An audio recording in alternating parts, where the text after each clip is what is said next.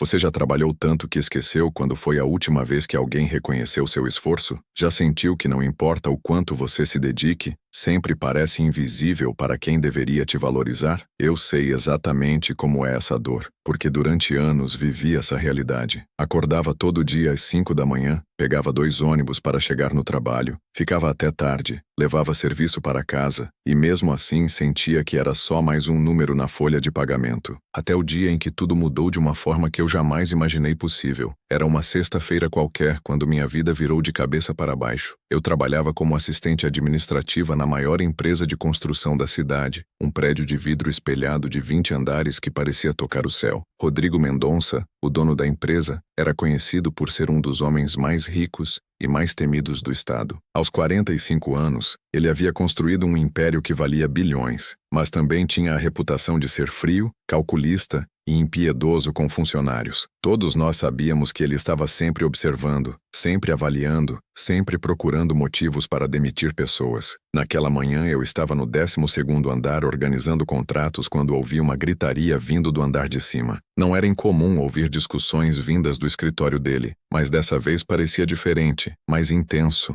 mais desesperado. Olha, se você chegou até aqui, é porque assim como eu, você acredita que todo mundo merece uma oportunidade de crescer na vida. Por isso eu crio esses vídeos para mostrar que não importa de onde você vem, sempre existe um caminho. Se essa mensagem faz sentido para você, se inscreve aqui no canal e ativa o sininho. Toda semana eu trago histórias reais que vão te inspirar e te mostrar que você não está sozinho nessa jornada. E me conta aí nos comentários de que cidade você está assistindo. Adoro saber que nossa família está espalhada por todo o Brasil. Voltando para aquela sexta-feira que mudou tudo. Eu estava digitando um relatório quando Sandra, a secretária executiva, apareceu na minha mesa com o rosto pálido. Marina, ela disse, o senhor Rodrigo quer te ver no escritório dele agora. Meu coração disparou imediatamente. Em 5 anos trabalhando na empresa, eu nunca tinha sido chamada no escritório da presidência. Na verdade, duvidava que ele soubesse meu nome. Pensei em todas as possibilidades, desde um erro que eu pudesse ter cometido até a possibilidade de estar sendo promovida. Mas no fundo eu sabia que funcionários do meu nível não eram promovidos, eram apenas substituídos quando necessário. Subi até o 20º andar, com as pernas tremendo. A recepcionista nem levantou os olhos quando passei, apenas apontou para a porta de mogno maciço que custava mais que meu salário de 2 anos. Bati na porta e ouvi a voz grave dele me chamando para entrar. O escritório era imenso, com uma vista panorâmica da cidade que tirava o fôlego. Rodrigo Mendonça estava sentado atrás de uma mesa que parecia ser feita de uma árvore inteira, os cabelos grisalhos perfeitamente penteados, o terno impecável que provavelmente custava mais que meu carro. Mas quando ele levantou os olhos para me olhar, percebi algo que nunca tinha visto antes. Seus olhos estavam vermelhos como se tivesse chorado. Marina Carvalho, ele disse, e o fato de ele saber meu nome completo me surpreendeu. Sente-se, por favor. Sentei na ponta da cadeira de couro, as mãos suando, esperando pelo pior. Marina, quantos anos você tem? A pergunta me pegou desprevenida. 28, senhor. E há quanto tempo trabalho aqui? 5 anos, senhor. Sempre na mesma função. Ele se recostou na cadeira, me estudando de uma forma que me deixou ainda mais nervosa. Em 5 anos você nunca faltou um dia sequer. Nunca chegou atrasada. Nunca cometeu um erro significativo. Seus relatórios são sempre impecáveis e entregues antes do prazo. Eu não sabia o que responder, então apenas assenti. O senhor Rodrigo sabia detalhes sobre meu trabalho que eu nem imaginava que alguém prestava atenção. Marina, ele continuou, a voz ficando mais baixa. Acabei de receber uma ligação que mudou minha vida para sempre. Meu filho, Daniel, estava voltando da faculdade quando perdeu o controle do carro na chuva. Ele pausou, e pela primeira vez desde que entrei no escritório, sua voz tremeu. Ele não sobreviveu ao acidente. O mundo parou ao meu redor. Rodrigo Mendonça, o homem mais poderoso que eu conhecia, havia perdido seu filho único. Daniel tinha 22 anos, estudava administração numa universidade americana cara e era destinado a herdar todo o império do pai. Eu não sabia o que dizer, como reagir. Senhor, meus pêsames, Foi tudo o que consegui sussurrar. Rodrigo se levantou e caminhou até a janela, as mãos atrás das costas. Marina, você tem filhos? Não, senhor. Família? Meus pais moram no interior. Tenho uma irmã mais nova que está na faculdade. Irmã que você sustenta, não é? Novamente, o fato de ele saber detalhes da minha vida pessoal me assustou. Sim, senhor. Ele se virou para me encarar. Marina, construí esse império pensando que um dia passaria tudo para o Daniel. Cada decisão, cada investimento, cada sacrifício que fiz foi pensando nele. Agora ele se foi e eu preciso repensar tudo. O silêncio no escritório era pesado. Lá fora, a cidade continuava se movendo, as pessoas seguindo suas vidas normais, sem saber que dentro daquele prédio, um dos homens mais poderosos do país estava desabando. Marina, nos últimos 5 anos, eu observei você trabalhar. Observei sua dedicação, sua integridade, sua lealdade. Quando outros funcionários reclamavam, você trabalhava em silêncio. Quando outros chegavam atrasados, você já estava aqui. Quando outros faziam corpo mole, você assumia responsabilidades que nem eram suas. Eu não entendia onde essa conversa estava levando. Senhor Rodrigo, eu apenas faço o meu trabalho da melhor forma que sei. Ele voltou para a mesa e abriu uma gaveta, de onde tirou uma pasta grossa. Marina, quero fazer uma proposta que vai parecer loucura, mas preciso que você me escute até o final. Dentro desta pasta estão documentos que transferem 40% das ações da empresa para você. 40% de um império avaliado em 3 bilhões de reais. Senti como se o ar tivesse sido sugado do escritório. Senhor, eu não entendo. Por que o senhor faria isso? Porque nos últimos 5 anos, enquanto meu filho estava numa universidade cara aprendendo teorias sobre negócios, você estava aqui, no chão de fábrica da vida real, aprendendo o que realmente importa. Porque quando todos os outros executivos da empresa me bajulam e concordam com tudo que eu digo, você é a única pessoa que vejo trabalhando genuinamente. Marina, a verdade é que eu construí essa empresa sacrificando relacionamentos, sacrificando momentos com meu filho, sacrificando minha própria humanidade. Tornei-me rico em dinheiro, mas pobre em alma. Daniel e eu mal nos falávamos nos últimos anos. Ele me via como um ATM, não como pai. E agora que ele se foi, percebo que tenho bilhões de reais, mas nenhuma razão para viver. A honestidade brutal dele me deixou sem palavras. Senhor, com todo respeito, o senhor está passando por um momento muito difícil. Talvez não seja a hora de tomar decisões tão importantes. Rodrigo sorriu pela primeira vez desde que entrei no escritório. Marina, você acabou de provar exatamente por que estou tomando essa decisão. Qualquer outro funcionário já teria assinado os papéis sem questionar. Você está preocupada com meu bem-estar, não com o dinheiro. Isso me diz tudo o que preciso saber sobre seu caráter. Mas, senhor, eu não sei nada sobre administrar uma empresa desse tamanho. Não tenho formação, não tenho experiência. Você tem algo mais valioso que qualquer diploma. Você tem integridade. E essa é uma qualidade que não se aprende na universidade. Ele empurrou a pasta na minha direção. Marina, essa não é caridade. É um investimento. Acredito que com você como sócia, essa empresa vai se tornar não apenas mais lucrativa, mas também mais humana. Você vai trazer uma perspectiva que eu perdi há muito tempo. A perspectiva de alguém que conhece o valor real do trabalho árduo. Minha mente estava girando, tentando processar o que estava acontecendo. 40% de 3 bilhões de reais. Mais dinheiro do que eu poderia ganhar em 1000 vidas. Mas também responsabilidade sobre milhares de empregos, decisões que afetariam famílias inteiras. Senhor Rodrigo, preciso de tempo para pensar. É uma decisão que vai mudar minha vida para sempre. Entendo perfeitamente. Rodrigo voltou para sua cadeira. Mas, Marina, quero que saiba que essa oferta tem uma condição. Qual condição, senhor? Você precisa me ajudar a me tornar um ser humano melhor. Precisa me ensinar a valorizar as pessoas, não apenas os lucros. Precisa me lembrar do que realmente importa na vida. Olhei para aquele homem que sempre pareceu invencível e vi alguém quebrado,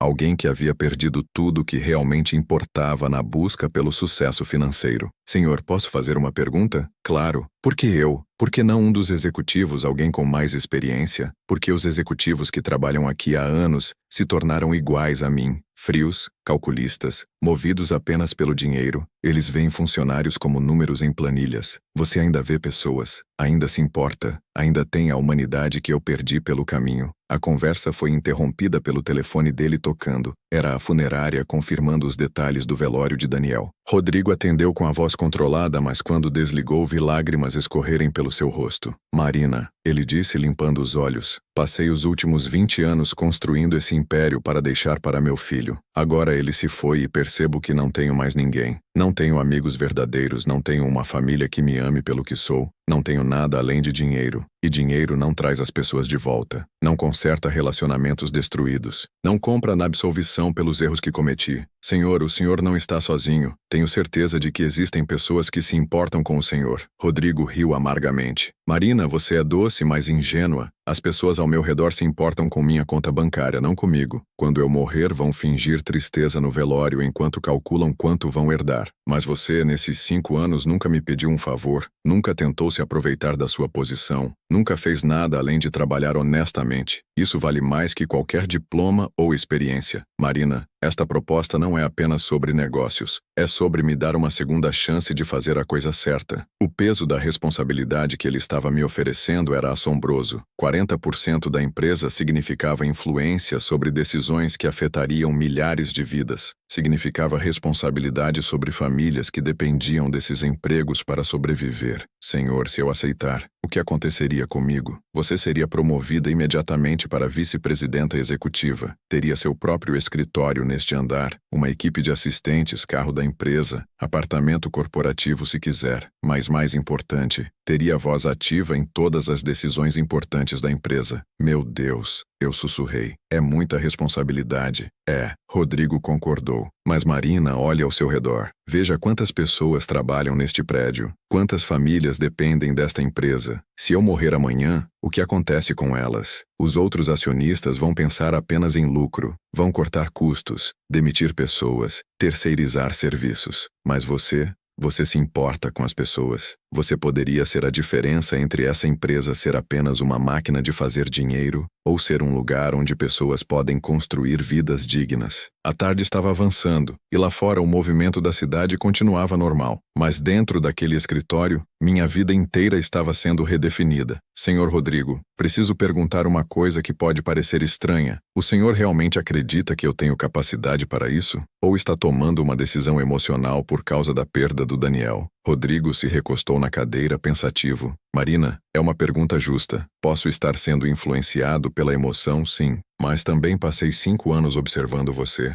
Vi como você trata os funcionários da limpeza com o mesmo respeito que trata os executivos. Vi como você fica até tarde para ajudar colegas com dificuldades. Vi como você nunca fofoca, nunca reclama, nunca joga outras pessoas para baixo para se promover. Esses são qualidades que não se ensinam em escola de negócios. São qualidades de caráter que ou você tem ou não tem. E você tem. Marina, quero ser completamente honesto com você. Esta empresa precisa de mudanças. Precisamos nos tornar mais humanos, mais éticos, mais preocupados com o impacto social do que fazemos. Eu não consigo fazer essa mudança sozinho porque estou contaminado por anos de decisões baseadas apenas em lucro. Mas você pode. Levantei-me da cadeira e caminhei até a janela, olhando para a cidade lá embaixo. Milhares de pessoas seguindo suas vidas, trabalhando, lutando, sonhando. Se eu aceitasse aquela proposta, teria o poder de impactar positivamente muitas dessas vidas, mas também teria o poder de destruí-las se tomasse decisões erradas. Senhor Rodrigo, se eu aceitar, posso contar com seu apoio, com sua experiência para me ensinar o que eu não sei? Claro, Marina.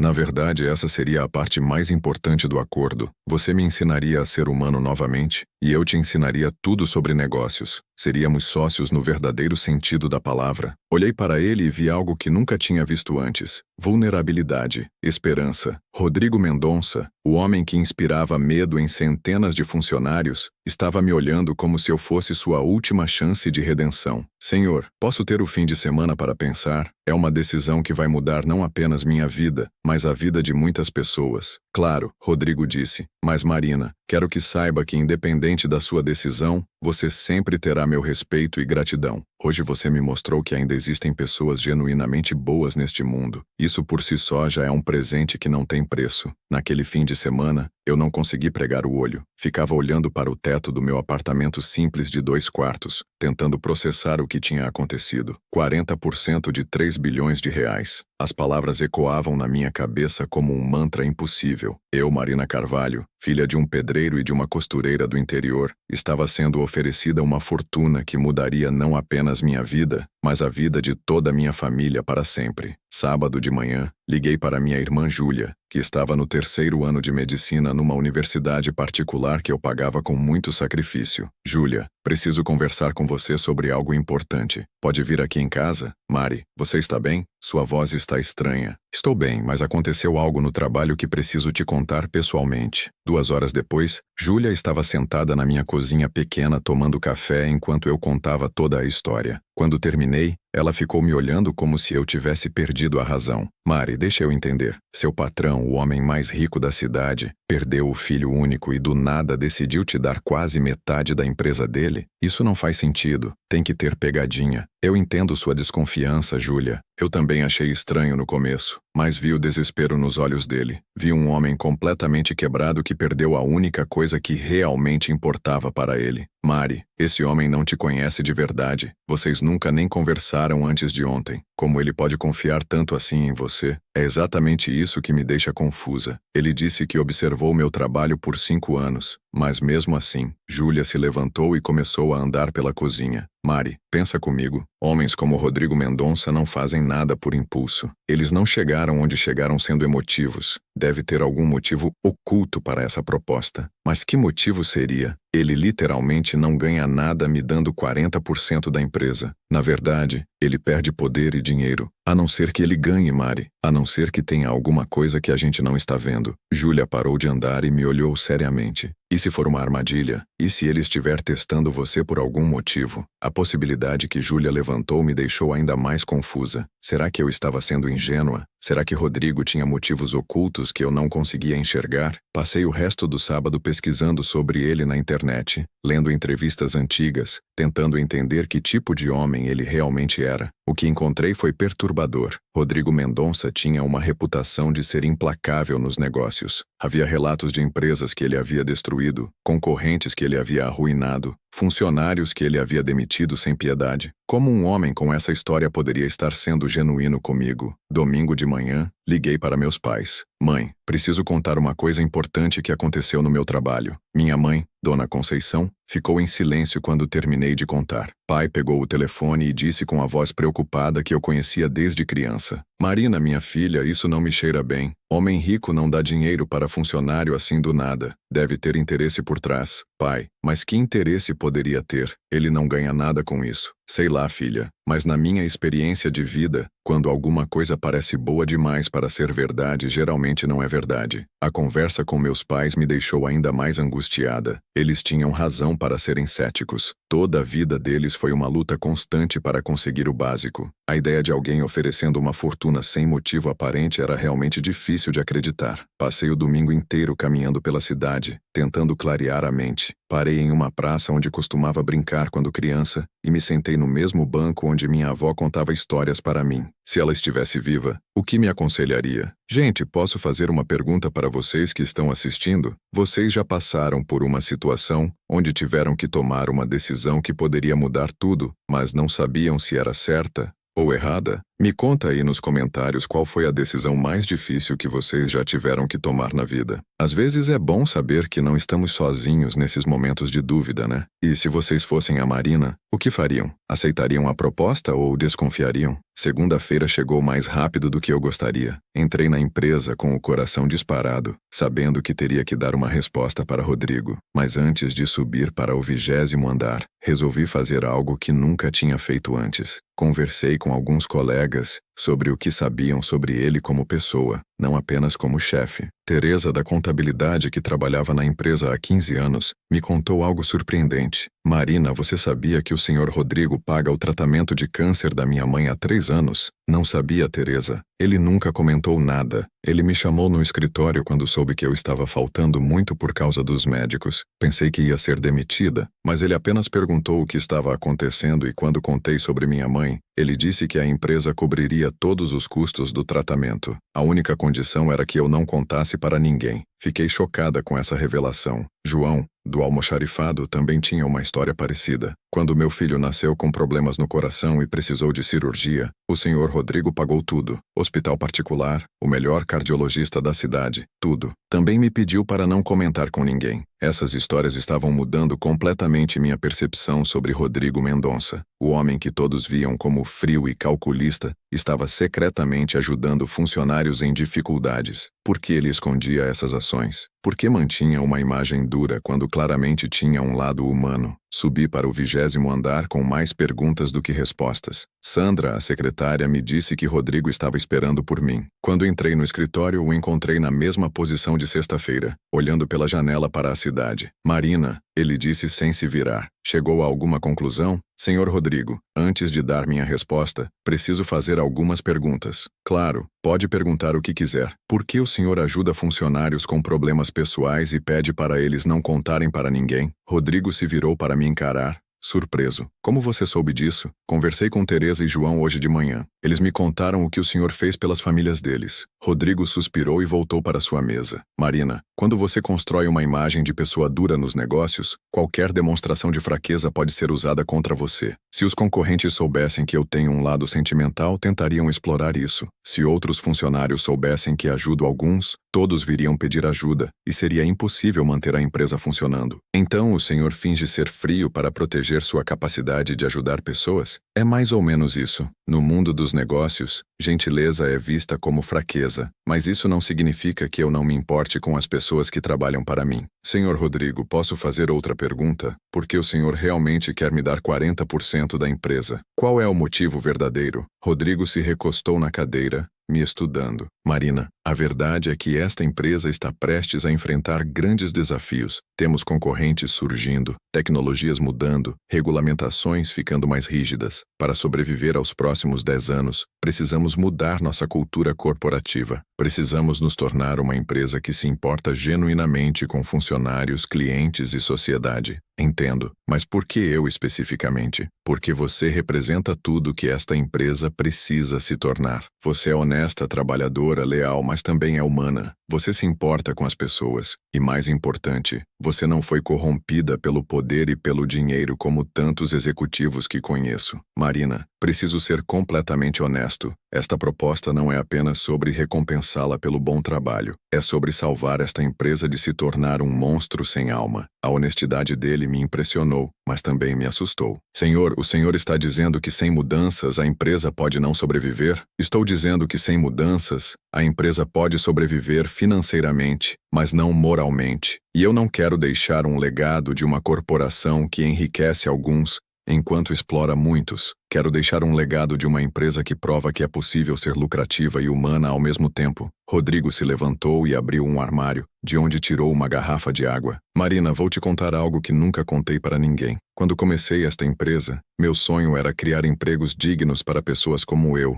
que vinham de famílias simples. Mas pelo caminho, me perdi. Me tornei tão obcecado pelo sucesso que esqueci meus valores originais. A morte do Daniel me fez perceber que construí um império sobre fundações vazias. Senhor, mas o senhor pode mudar isso sozinho. Por que precisa de mim? Porque sozinho eu não consigo. Estou contaminado por anos de decisões baseadas apenas em lucro. Minha equipe executiva está contaminada da mesma forma. Precisamos de sangue novo, de uma perspectiva diferente. Precisamos de alguém que ainda acredita que é possível fazer a coisa certa. Marina, você é minha última esperança de deixar algo positivo neste mundo. A conversa foi interrompida pelo telefone. Era o advogado dele comunicando sobre questões relacionadas ao testamento de Daniel. Rodrigo atendeu brevemente, mas percebi como sua voz mudava quando falava sobre o filho. Quando desligou, seus olhos estavam marejados novamente. Marina, Daniel estava voltando da universidade para passar o fim de semana comigo. Era raro ele fazer isso. Normalmente só vinha para casa nas férias. Mas dessa vez ele disse que precisava conversar comigo sobre algo importante. Nunca vou saber o que ele queria falar. A dor dele era palpável. Senhor, posso perguntar como era sua relação com Daniel? Complicada, Rodrigo admitiu.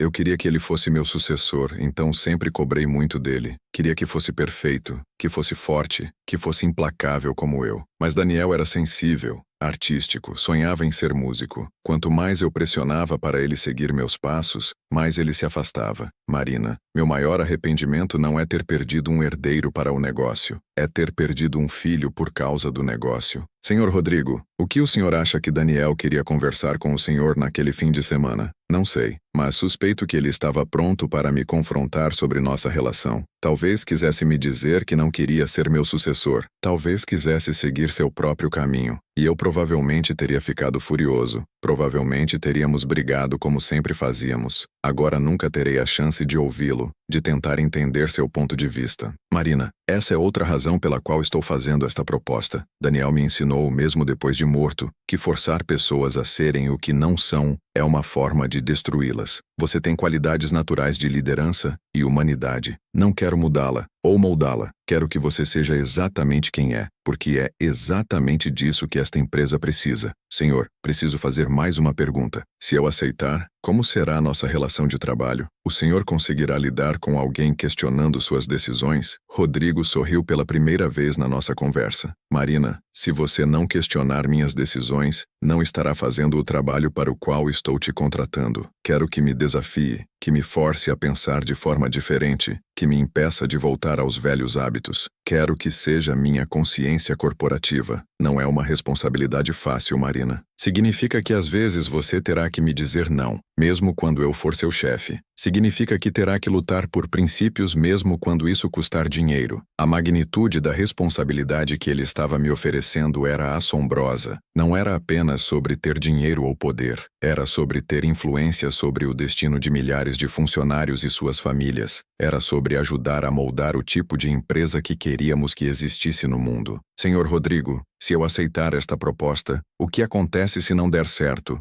Se eu não conseguir atender às expectativas? Marina, o fracasso não seria você não atender às minhas expectativas. O fracasso seria você deixar de ser quem é para tentar ser o que acha que eu quero. Quero que cometa erros, que aprenda, que cresça. Quero que traga sua perspectiva única para cada decisão. Se isso não der certo, pelo menos teremos tentado fazer a coisa certa. E isso já é mais do que a maioria das empresas faz. Olhei novamente pela janela para a cidade lá embaixo. Milhares de pessoas trabalhando, lutando, sonhando. Se eu aceitasse aquela proposta, teria a oportunidade de impactar positivamente muitas dessas vidas, mas também teria o peso da responsabilidade sobre meus ombros. Senhor Rodrigo, se eu aceitar, gostaria de estabelecer algumas condições. Claro, Marina. Quais seriam? Primeiro, quero manter minha humildade. Não quero que o poder me mude como pessoa. Segundo, quero que nossa parceria seja baseada em transparência total. Nada de jogos corporativos ou agendas ocultas. Terceiro, quero que estabeleçamos metas claras não apenas de lucro,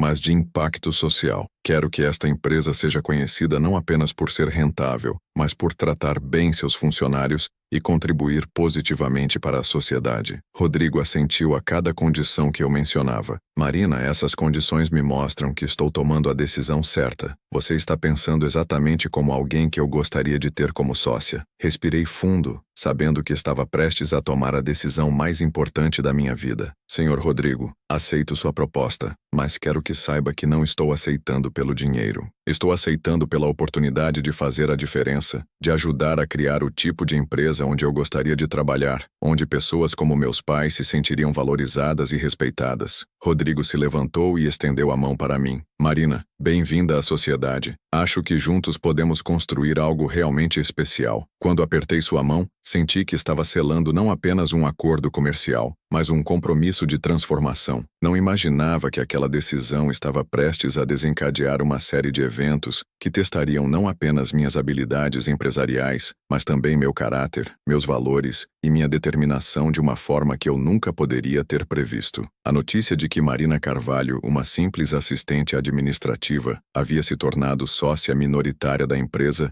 se espalhou como fogo pelos corredores do prédio. Na terça-feira de manhã, quando cheguei ao meu novo escritório no 20º andar, ao lado do de Rodrigo, senti todos os olhares sobre mim. Alguns eram de curiosidade, outros de inveja, mas a maioria era de desconfiança. Como uma funcionária do 12º andar podia ter subido tanto tão rapidamente? Meu primeiro dia como vice-presidenta executiva começou com uma reunião da diretoria às 9 horas. Rodrigo havia insistido que eu participasse para me apresentar oficialmente à equipe de liderança. Quando entrei na sala de reuniões, um silêncio pesado tomou conta do ambiente. 5 homens de meia idade, todos vestindo ternos caros e expressões céticas, me olhavam como se eu fosse uma intrusa. Carlos Andrade, o diretor financeiro, foi o primeiro a falar. Rodrigo, com todo respeito, não entendemos esta decisão. Como alguém sem experiência executiva pode de repente se tornar sócia da empresa? Rodrigo se posicionou ao lado da minha cadeira. Carlos, Marina demonstrou ao longo de 5 anos qualidades que considero essenciais para o futuro da nossa empresa. Que qualidades seriam essas que nós, com décadas de experiência, não temos? A pergunta de Roberto Silva, diretor de operações, carregava um tom claramente hostil. Rodrigo olhou para mim, me encorajando a responder. Senhor Roberto, não pretendo substituir a experiência de vocês. Pretendo agregar uma perspectiva diferente. A perspectiva de quem conhece a empresa do chão de fábrica, de quem entende as necessidades dos funcionários da linha de frente. A resposta não pareceu convencer ninguém. Eduardo Pereira, diretor de recursos humanos, se inclinou para a frente. Marina, com todo respeito, você não tem ideia da complexidade de administrar uma empresa deste porte. As decisões que tomamos aqui afetam milhares de empregos e milhões de reais. Entendo perfeitamente a responsabilidade, Sr. Eduardo, e é exatamente por isso que acredito que decisões tão importantes não podem ser baseadas apenas em números. Precisam considerar o impacto humano de cada escolha que fazemos. O clima na sala estava ficando cada vez mais tenso. Marcos Costa, diretor jurídico, decidiu ser mais direto. Rodrigo, esta decisão não faz sentido do ponto de vista corporativo. Estamos entregando 40% da empresa para alguém que nunca sequer gerenciou uma equipe. Como explicaremos isso para os investidores? Marcos, Rodrigo respondeu calmamente. Os investidores confiam no meu julgamento há 20 anos. Não vejo por que isso mudaria agora. Mas se questionarem, expliquem que estamos investindo no futuro da empresa, não apenas no presente. A reunião continuou por 2 horas, com cada diretor questionando diferentes aspectos da minha nomeação. Ficou claro que eles viam minha promoção como uma ameaça ao status quo que eles haviam construído ao longo dos anos. Quando finalmente saímos da sala, Rodrigo me puxou para o seu escritório. Marina, sei que foi difícil, mas era necessário. Eles precisam entender que as coisas vão mudar por aqui. Senhor Rodrigo, eles me odeiam, e eles têm razão em questionar minha capacidade. Talvez esta não tenha sido uma boa ideia. Rodrigo se sentou na beira da mesa, me olhando seriamente. Marina, você acha que eu cheguei onde cheguei sendo amado por todos? Você acha que mudanças importantes acontecem sem resistência? Eles estão com medo porque sabem que sua presença aqui significa que não poderão mais operar como sempre operaram. É natural que resistam, mas com o tempo, quando virem os resultados positivos das mudanças que vamos implementar, eles entenderão. Na quarta-feira, tive minha primeira grande decisão para tomar. A empresa tinha recebido uma proposta para construir um conjunto habitacional popular, mas o projeto oferecia uma margem de lucro muito baixa comparada aos empreendimentos de luxo que costumávamos fazer. Na reunião para decidir sobre o projeto, a resistência da diretoria foi unânime. Carlos apresentou os números com desdém. Marina, este projeto nos daria apenas 3% de margem líquida. Nossos projetos habituais geram entre 15% e 20%. Do ponto de vista financeiro, não faz sentido aceitar. Eu estudei os documentos que havia recebido. O projeto previa a construção de 500 casas populares para famílias de baixa renda, incluindo creche, escola e posto de saúde na comunidade. Era exatamente o tipo de projeto que poderia demonstrar o novo rumo que queríamos dar à empresa. Senhores, entendo a preocupação com a margem de lucro, mas precisamos considerar outros fatores. Este projeto criará mais de 1.000 empregos diretos durante 2 anos, gerará impostos para o município e, mais importante, oferecerá moradia digna para 500 famílias que hoje vivem em condições precárias. Eduardo rebateu imediatamente. Marina, somos uma empresa, não uma ONG. Nossa responsabilidade é com os acionistas, não com questões sociais. Discordo, senhor Eduardo. Nossa responsabilidade é construir uma empresa sustentável a longo prazo. E uma empresa só é sustentável se a sociedade onde ela opera também for próspera. Roberto bateu na mesa. Isso é idealismo juvenil. No mundo real, empresas que priorizam causas sociais sobre lucro acabam falindo. Senhor Roberto, não estou propondo que priorizemos causas sociais sobre lucro. Estou propondo que encontremos formas de ser lucrativos, sendo socialmente responsáveis. Rodrigo, que havia ficado em silêncio durante toda a discussão, finalmente falou. Marina tem razão. Vamos aceitar o projeto. A decisão causou um burburinho na sala. Carlos tentou argumentar mais uma vez. Rodrigo, com 3% de margem, mal cobrimos nossos custos operacionais. Se todos os projetos tiverem essa rentabilidade, estaremos caminhando para a falência. Carlos, respondeu Rodrigo. Nos últimos 5 anos, nossa margem média tem sido de 18%. Se baixarmos para 15% fazendo projetos sociais, ainda seremos uma das empresas mais rentáveis do setor. Após a reunião, os diretores saíram visivelmente contrariados. Rodrigo me chamou para uma conversa particular. Marina, como se sentiu tomando sua primeira decisão executiva? Assustada, para ser honesta. Eles podem estar certos. Talvez eu esteja sendo ingênua em querer misturar responsabilidade social com negócios. Marina, você sabe qual foi meu primeiro projeto quando abri esta empresa há 20 anos? Não, senhor. Foi reformar a escola do bairro onde cresci. Ganhei quase nada com o projeto, mas me deu uma satisfação que nenhum empreendimento de luxo jamais me deu. Senhor Rodrigo, o que aconteceu? Por que o senhor parou de fazer projetos assim? A vida aconteceu. A pressão dos investidores, a competição,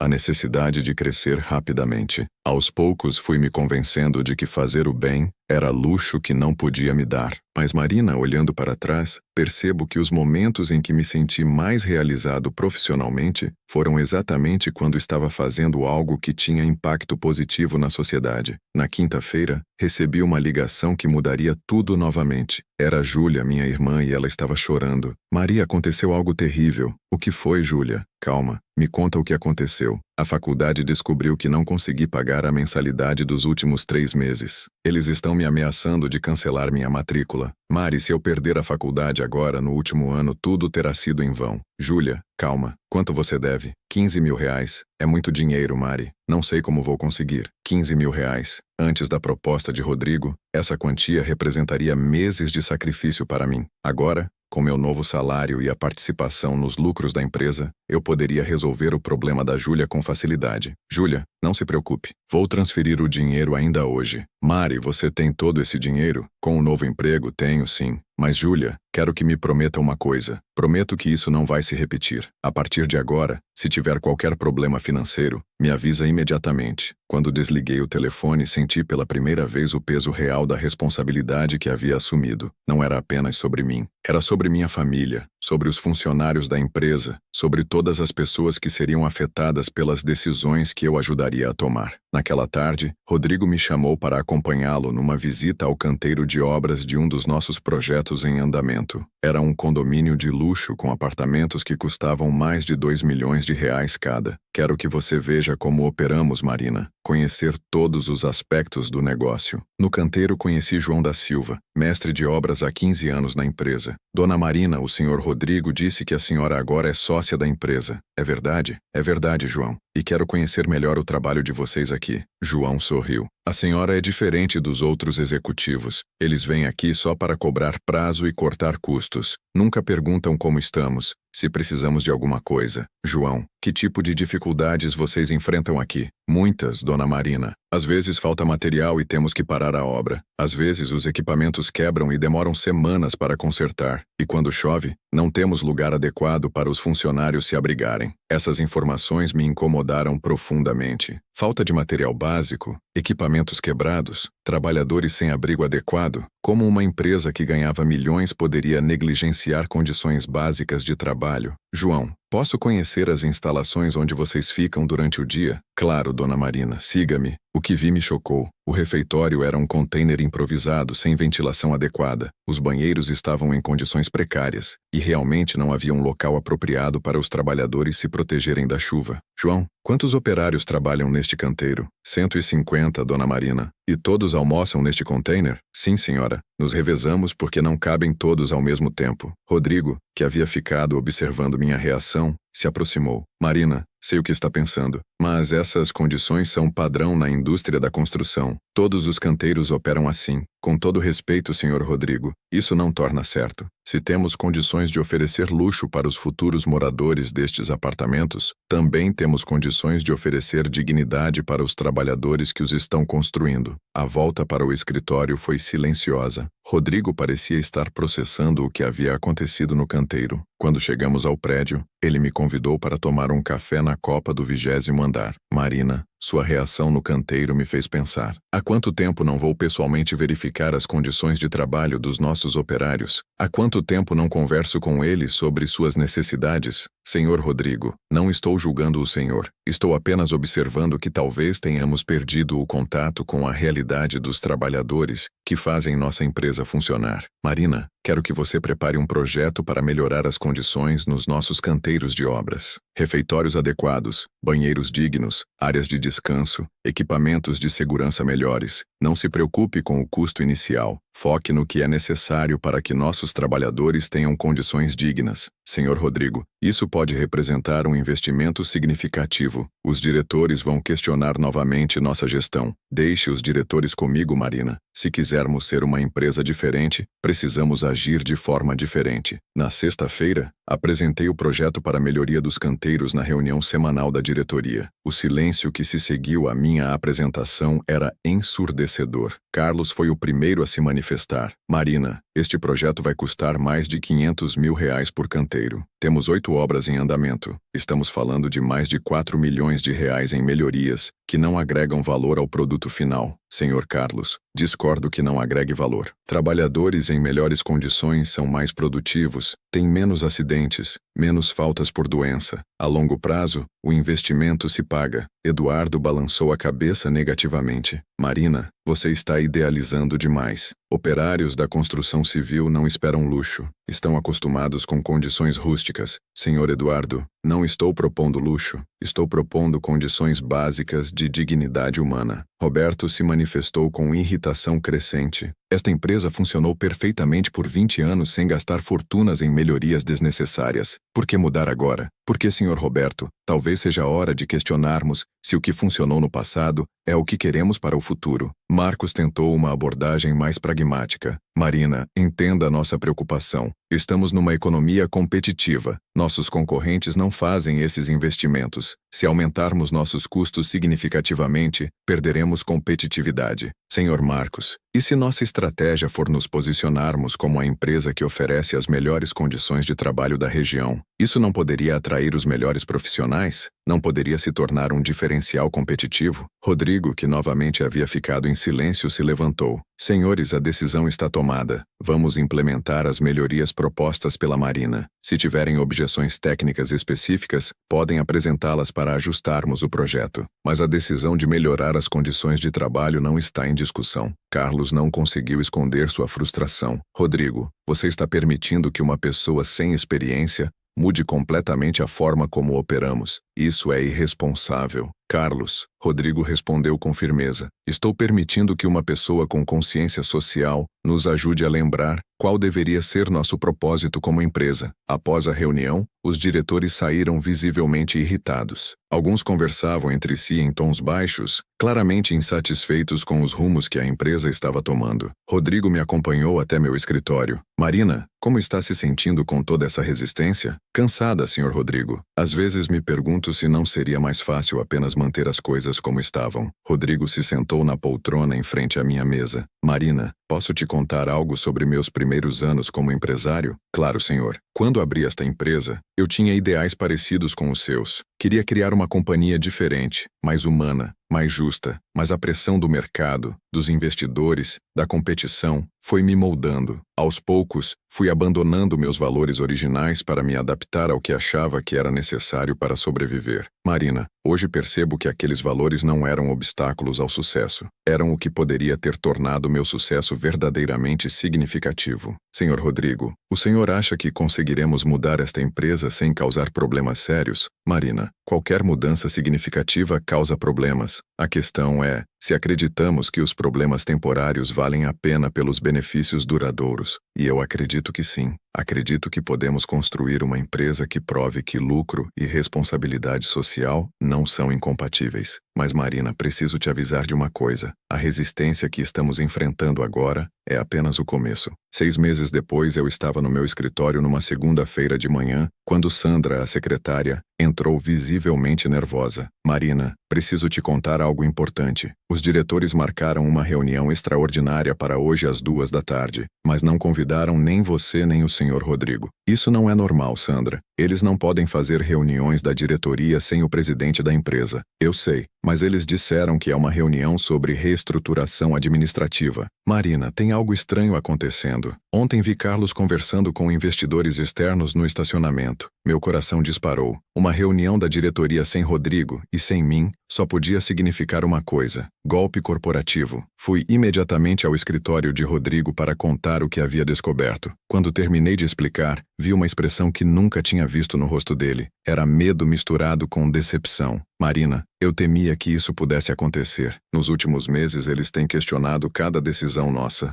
Senhor Rodrigo, eles podem realmente tirar o senhor da presidência? Tecnicamente sim, se conseguirem maioria dos votos dos acionistas. Juntos, eles controlam 35% das ações. Se trouxeram investidores externos, podem estar tentando formar uma coalizão majoritária. A situação era mais grave do que eu imaginava. Rodrigo controlava 60% das ações, eu tinha 40%, mas se eles conseguissem convencer investidores externos a comprarem ações e votar com eles, poderiam nos destituir da administração. Senhor Rodrigo, o que podemos fazer? Primeiro, vamos descobrir exatamente o que estão planejando. Depois vamos lutar. Marina, nesses 6 meses, você transformou esta empresa de uma forma que eu nunca imaginei possível. Não vou deixar que destruam isso agora. Passamos a manhã inteira investigando. Descobrimos que Carlos havia se reunido com Rafael Mendes, um empresário conhecido por comprar empresas em dificuldades, reestruturá-las drasticamente cortando custos e funcionários, e depois vendê-las com lucro. Era exatamente o tipo de pessoa que desfaria todas as melhorias que havíamos implementado. Às 14h, nos posicionamos do lado de fora da sala de reuniões para ouvir o que estavam discutindo. O que escutamos confirmou nossos piores temores. A voz de Carlos ecoava pela porta. Senhores, nos últimos 6 meses esta empresa perdeu eficiência operacional significativa devido às políticas idealistas implementadas pela nova administração. Gastamos mais de 4 milhões em melhorias desnecessárias nos canteiros. Aceitamos projetos com margens de lucro ridiculamente baixas. Se continuarmos neste caminho, comprometeremos a viabilidade financeira da empresa, Eduardo complementou. Além disso, a autoridade da diretoria foi sistematicamente minada. Decisões importantes são tomadas sem consulta adequada. A hierarquia corporativa foi destruída. Rafael Mendes, o investidor externo, falou com voz fria e calculista. Senhores, analisei os números da empresa. Com uma reestruturação adequada, podemos aumentar a margem de lucro em pelo menos 40% no primeiro ano. Isso significa cortar custos desnecessários, eliminar projetos não rentáveis e reduzir o quadro de funcionários em aproximadamente 30%. Roberto perguntou. E quanto aos sócios majoritários? Rodrigo está emocionalmente comprometido devido à perda do filho. Marina é inexperiente e tem visões impraticáticas. Com 65% das ações que conseguimos reunir, podemos removê-los da administração operacional. Rodrigo e eu nos olhamos. Eles tinham conseguido reunir maioria acionária. Teoricamente, poderiam nos destituir, mas Rodrigo sorriu de uma forma que me deixou confusa.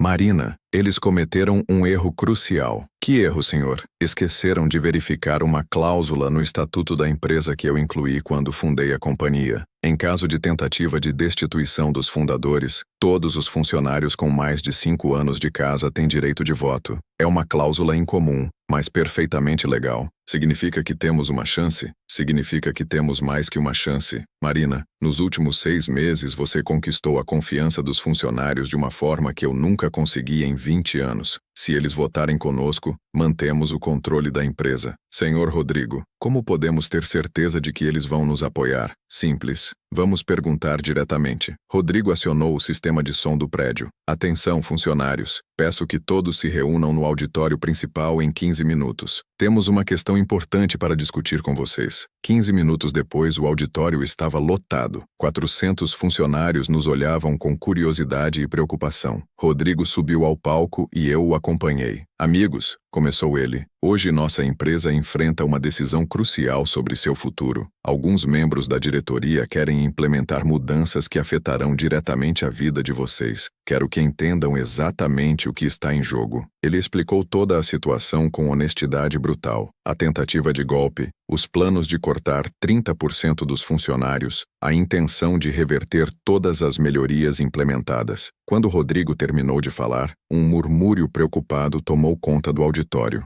João da Silva, o mestre de obras que eu havia conhecido no canteiro, se levantou. Senhor Rodrigo, Dona Marina, posso falar em nome dos operários? Claro, João. Nos últimos 6 meses vocês fizeram pela gente o que ninguém fez em 20 anos. Refeitórios dignos, banheiros limpos, equipamentos de segurança melhores, abrigos para a chuva. Pela primeira vez sentimos que somos tratados como gente, não como máquinas. Teresa, da contabilidade, também se manifestou. Marina, quando você chegou aqui, muitos duvidaram, mas você provou que é possível ser humana e eficiente ao mesmo tempo. Você conhece nossos nomes, pergunta sobre nossas famílias, se importa com nossos problemas. A empresa está mais próspera que nunca, mas também é mais humana que nunca. Um após outro, funcionários se levantaram para falar. Cada depoimento era uma confirmação de que as mudanças que havíamos implementado não eram apenas melhorias cosméticas, mas transformações reais que impactavam positivamente a vida das pessoas. Sandra, a secretária, disse algo que me emocionou profundamente. Marina, quando você era assistente administrativa, já demonstrava a preocupação com outros funcionários. Agora, como vice-presidenta,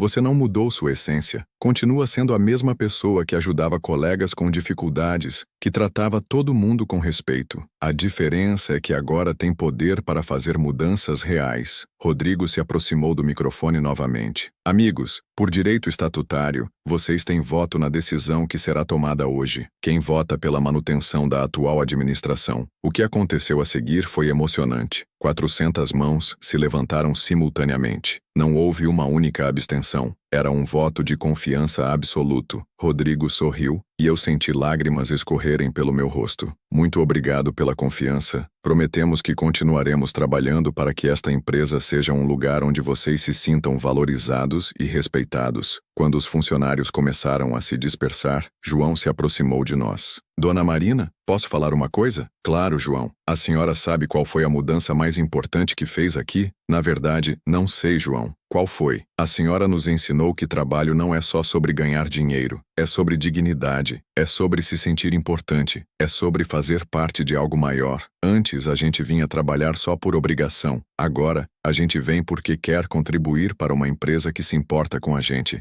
João, isso significa muito para mim. Obrigada. Não, Dona Marina. Obrigada à senhora por nos mostrar que patrão e funcionário podem ser parceiros, não inimigos. 1 hora depois, enfrentamos a reunião da diretoria. Quando Rodrigo e eu entramos na sala, o silêncio era constrangedor. Rafael Mendes tentou tomar a palavra. Rodrigo, entendemos que vocês conseguiram manipular os funcionários para apoiá-los, mas os números não mentem. Esta empresa está perdendo competitividade. Rodrigo abriu uma pasta e espalhou documentos na mesa. Rafael, você está certo que os números não mentem. Estes são os resultados dos últimos 6 meses. Nossa produtividade aumentou 22%. O índice de acidentes caiu 60%. A rotatividade de funcionários é a menor da história da empresa. Marina complementou. Além disso, conseguimos contratos que nossos concorrentes não conseguiram exatamente porque nossa reputação como empresa socialmente responsável nos diferenciou no mercado. O projeto habitacional popular que vocês criticaram tanto gerou 5 contratos similares, totalizando mais de 50 milhões em faturamento. Carlos tentou argumentar, mas os custos operacionais aumentaram significativamente. É verdade, Carlos. Os custos aumentaram 8%, mas a receita aumentou 25%.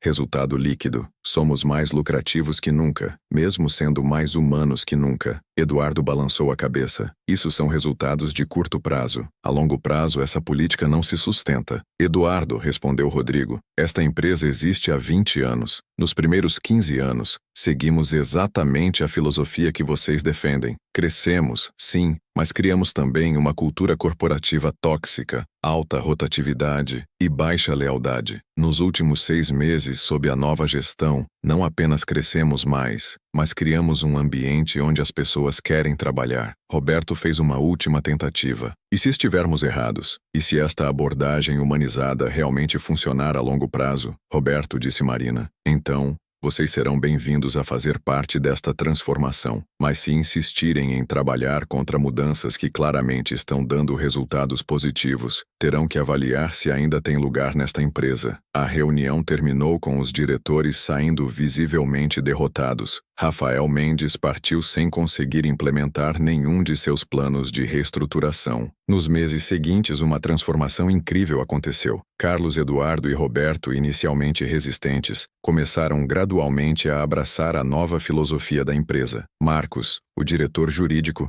foi o primeiro a admitir que estava errado. Marina, preciso reconhecer que sua abordagem funcionou melhor que eu imaginava. A empresa está mais sólida financeiramente e mais respeitada socialmente. É uma combinação que eu não achava possível. 2 anos depois da minha promoção, a empresa havia se tornado referência nacional em responsabilidade social corporativa. Ganhamos prêmios por melhores condições de trabalho, por inovação em projetos habitacionais populares e por gestão humana de recursos humanos. Mas mais importante que os prêmios foi a transformação pessoal que todos nós experimentamos. Rodrigo se tornou um líder completamente diferente. A dor da perda de Daniel nunca desapareceu completamente, mas ele canalizou essa dor para se tornar uma pessoa mais empática e consciente. Marina, ele me disse numa tarde, você salvou mais que esta empresa. Você me salvou como ser humano. Antes de Daniel morrer, eu havia perdido completamente a conexão com o meu lado humano. Achava que sucesso era apenas sobre acumular riqueza e poder. Você me ensinou que sucesso verdadeiro é sobre impacto positivo na vida das pessoas. Senhor Rodrigo, na verdade, quem me ensinou isso foi o Senhor. Quando me ofereceu essa oportunidade, estava me mostrando que às vezes temos que apostar em pessoas, não apenas em números. Numa sexta-feira de dezembro, estávamos inaugurando nosso 10º projeto habitacional popular, quando algo emocionante aconteceu. Uma senhora idosa se aproximou de nós com lágrimas nos olhos. Vocês são os responsáveis por estas casas? Somos sim, senhora. Sou Maria das Graças. Minha família inteira morava num barraco de 2 peças. Éramos 8 pessoas amontoadas. Agora, graças a vocês, tenho uma casa de verdade, com 3 quartos, sala, cozinha, quintal para meus netos brincarem. Vocês não construíram apenas casas, construíram dignidade. O depoimento de Dona Maria me lembrou porque havíamos enfrentado tanta resistência para implementar mudanças na empresa. Não era apenas sobre lucro ou prejuízo, era sobre reconhecer que empresas têm responsabilidade social. Era sobre entender que sucesso verdadeiro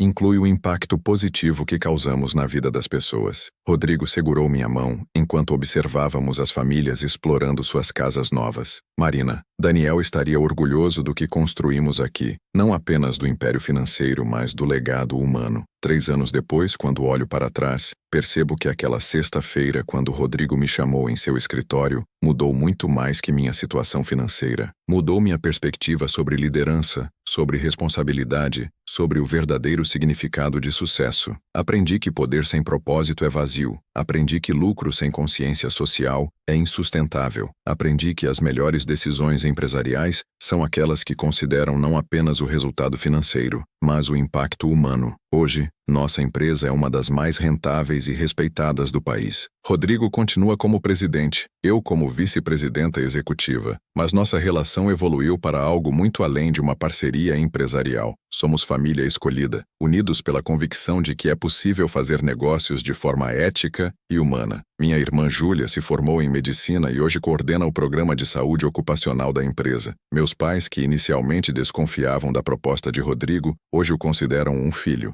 A lição mais importante que aprendi nesta jornada é que transformação verdadeira começa quando paramos de aceitar que as coisas ruins são normais só porque sempre foram assim. Quando Rodrigo me ofereceu 40% da empresa, não estava apenas me dando dinheiro ou poder. Estava me dando a oportunidade de provar que liderança genuína é sobre servir pessoas, não sobre ser servido por elas. Estava me mostrando que às vezes as maiores mudanças acontecem quando damos chances para pessoas que outros considerariam improváveis. Se você está assistindo este vídeo e se sente invisível no seu trabalho, se sente que ninguém reconhece seu esforço, quero que saiba que sua dedicação não passa despercebida. Às vezes demora, mas pessoas íntegras sempre encontram seu lugar. Continue sendo honesto, continue trabalhando com excelência, Continue tratando todos com respeito. O mundo precisa de mais pessoas assim. E quando sua oportunidade chegar, esteja preparado não apenas para crescer financeiramente, mas para usar sua posição para fazer a diferença na vida de outros. A história de Marina Carvalho e Rodrigo Mendonça prova que não importa de onde você vem ou qual sua posição atual. O que importa é seu caráter, sua integridade